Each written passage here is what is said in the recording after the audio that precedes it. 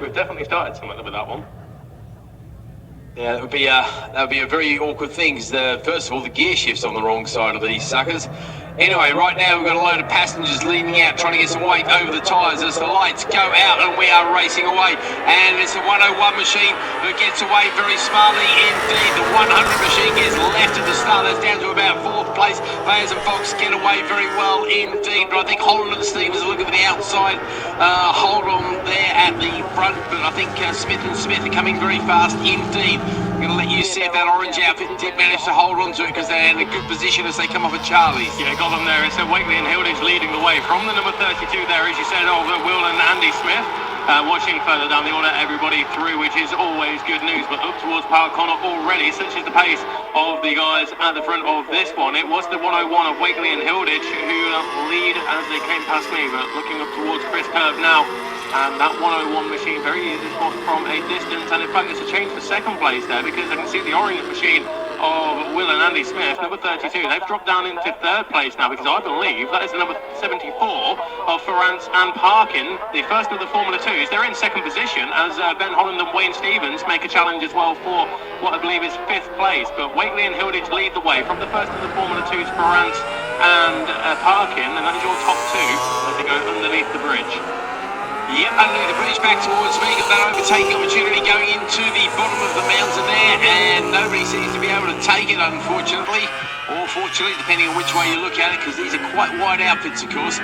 And this is a particularly narrow track on any machine, but particularly a sidecar as they work their way across the top here. We'll get confirmation of who's leading who. This is a 6-lap race here for glory in the F1, F2 Sidecar Championships being led by Greg Lambert there, who's in a remarkable 2nd place. And this is the circuit where you think the F2 machines would have an advantage. Sorry, that's not him in 2nd, so it's a Holland there. Sorry, getting mixed up. He's in 2nd in class there. As Wakely and Hilditch lead Smith, Branson, Parkin, Fayers and Fox, Holland and Stevens, Dawson and Sims, Lambert and Haynes, Bainborough and Roberts, King and Saunders, Buchanan and Evans, Easton and Smith. And that rounds out your top 10. Big movers on that lap. A few people made up a couple of places. Morfitt and Ryder were the big movers, make up 11 places according to my screen. Did Lithgow and Stewart making up 5 places as well. So a few changes along the way there, but Wakely and Hilditch very much the team to beat in this race, aren't they, Bradley? Yeah, they've got quite an advantage at the front of this one over Will and Andy Smith. So number 101 leads to number 32 as they go around the left-hander of the gooseneck. And Patrick Ferrance there, first of the Formula 2s, just picking up a bit of dirt on the inside of Mansfield. Jim Fayers and Mark Fox there, the Triumph just spitting a bit of flame on the downshift as he goes in towards Mansfield. But the number 65, the black and the green, just coming under pressure now from Ben Holland and Wayne Stevens. They tried to retaliate immediately, but couldn't quite find a way through at the chicane, and that would have been a bit of a squeeze. Wheezing in sidecar language, rubbing is racing, and quite often we see these suckers coming in with a little bit more rubber than they left with sometimes on their bodywork, that's for sure. Okay, over the top they go once again. Wakely and Hilditch had a comfortable 2-second lead, and they managed to go quickest in the first sector here this time as well. Berry and Berry haven't turned out the light there, so I wonder if there's an incident there for them, because they're not checking the timing for the amount Wakely and Hilditch do indeed come across the line. With a 41.168 for the team behind them though, a little bit quicker, about half a second quicker, so the gap's down to a 1.5 seconds. Farrance and Parkin do a great job on that little F2 machine. They've come across the line 3.5 seconds back, but a couple of tenths away of Holland and Stephen. Fayers and Fox have lost the place on that lap, so they're down to 4th in class, 5th overall. And so that's doing their championship chances no good whatsoever, but we've still got another 4 laps left in this race, Bradley. The number 74 of Patrick Ferrance and Connor Parkin, they're up towards Park Corner now, and they were coming under some pressure there from Ben Holland and Wayne Stevens, but there just wasn't enough room down Park Straight there for Ben and Wayne to find a way through. So it could well be a challenge up the inside as we look towards Park Corner. No, it's still as you were. And the gap between Wakely and Hilditch, you can see across the line, was 1.5 seconds. But this time around, Keith, as you go in towards Mansfield, it looks like it's closed up as Ben Holland and Wayne Stevens do make the move now on the 74 of Ferrance and Parkin. Smith. Let's have a look at the sector times there. We can see that again the gap is closed up. Sorry, mate. Big moment for the leaders there. They got onto the grass coming out of the chicane there. Had a serious wobble, and that has indeed cost them the lead. That allowed the Smith and Smith outfit to stick up the inside because they kept the drive on. So unfortunately for Wakely and Hilditch, that moment's lapse of concentration could well have cost them. We're only going to be halfway into the race at the end of this one. But yeah, wheel on the grass there, and unfortunately it was the driven wheel, of course, because that's the one behind the driver. So that moment, well collected, I have to say, by Eddie Wakely. But unfortunately it's also just robs him of his mojo there, as that number 32 outfit of Will and Andy Smith makes his way over the line ahead of Wakely and Hilditch, Holland and Stevens. Fayers and Fox have made up that place. They go back past the F2 outfit of Farrance and Parker, who lost a couple of places that particular time round. Dawson and Sims are still there in 6th place, and Lambert and Haynes are still the 2nd place F2 outfit. But I think they might be getting closer to their rivals because they went nearly a second quicker than Farrance and Parker on that particular lap. So watch this space, mate. It's not over yet. Looking further down the order there, we see it's purple for Ben Holland and Wayne Stevens in that second sector as well, so they seem to have a bit of pace.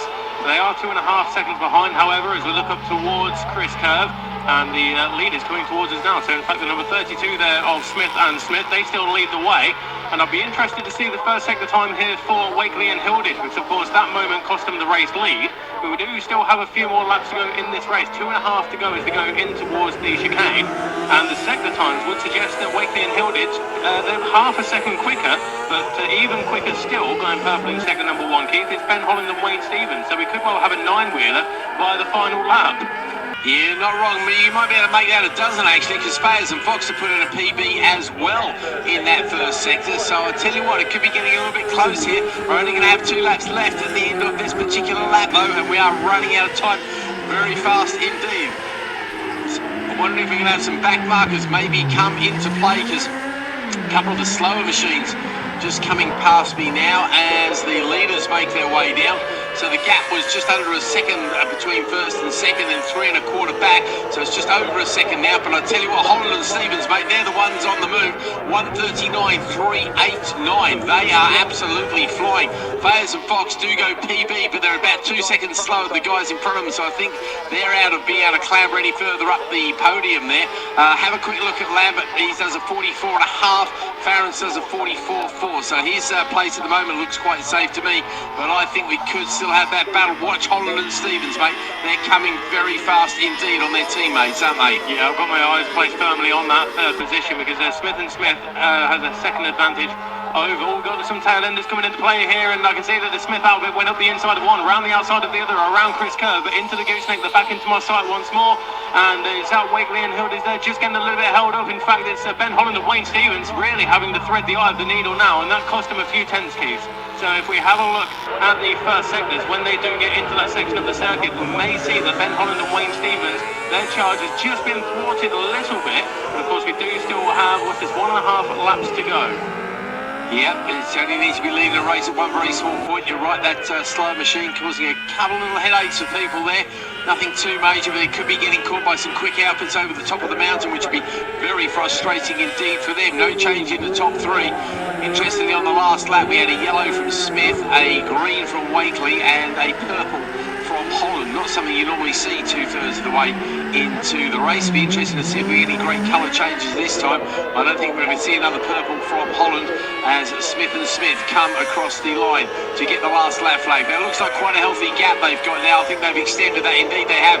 It's out to 2.5 seconds now. Holland and Stevens are a 1.5 seconds behind Wakely and Hilditch. So you've got to wonder if their charge might well be over, because that's a big ask to suddenly make up. Though, having said that, they have gone potentially 2 seconds quicker than their teammates and rivals on a couple of laps ago, so you never know, they might well find something. I'll let you keep an eye on that as we watch the rest of the runners and riders. I'm just seeing if Farrance there 45, Haynes 44, so 1.5 seconds quicker, but there is that F1 machine between them as well, so I don't think it's going to happen. No, I'm keeping an eye on that one between 101 Wakely and Hilditch and the number 100 of Holland and Stevens, because you're right, they went around about 3 seconds slower than their fastest of the race, but I think it's just a little bit too much in the closing stages of this race. So it looks relatively secure at the moment inside the top four, but of course anything can happen. It's Will and Andy Smith leading the way. They're through the chicane now and racing towards the bottom of the mountain. Next up it is Wakely and Hilditch, and then Ben Holland and Wayne Stevens. And we can see from the sector times here, yeah, they've lost 0.9 of a second in that first sector, whereas Jim Fayers and Mark Fox have made up 2 seconds on Holland and Stevens. But again, it may just be a little bit too little too late there, Keith. Yeah, I think Jim's probably riding for the championship now, sort of mentally. I think he's pretty knows. Oh, as I say that, he actually goes green in sector 1 there, so maybe he's not totally giving up on this one. Obviously, you've got to push to the very end in any form of racing at the end of the day to try and get whatever advantage you possibly can. Yellow flags. Here comes the checkered flag then. Yellow flags at the chicane. I can't quite see what's happened there, but I can see that someone's up and moving around. There's yellow flags at the chicane though. Okay, mate, we'll wait and see. Yeah, I can see an outfit off the road there, actually spinning around and getting back into the. I can see another one parked in the chicane. I can see a driver or a passenger taking his helmet off, so he's obviously okay. And I think the driver's still in the outfit there. Anyway, over the line then, it is driving everybody into the 41s there on the last lap. Smith and Smith do take the win by 3 1/4 seconds from Wakely and Hilditch. So gold and silver on the day, not too shabby for either of them there. Holland and Stevens end up in 3rd place. Fayers and Fox come across the line in 4th place. Now, obviously, everybody's scoring points here because the British Championship runners are in their own class, which makes our life a little bit easier. But Fayers and Fox and Wakely and Hilditch are the main 2 competitors in our actual championship. So I have to say that is very much where the battle is as far as the points go. Barron's and Parking make up for earlier disappointment and this time take the gold medal ahead of Lambert and Haynes in the F2s. Dawson and Sims do finish 5th in the F1s. Easton and Smith in 8th place, Morford and Ryder in 9th. Buchanan and Evans ran out your top 10 ahead of King and Saunders, Bingham and Fairhurst, Shipley and James, Gale and Gale, Burns and Winfield. 3rd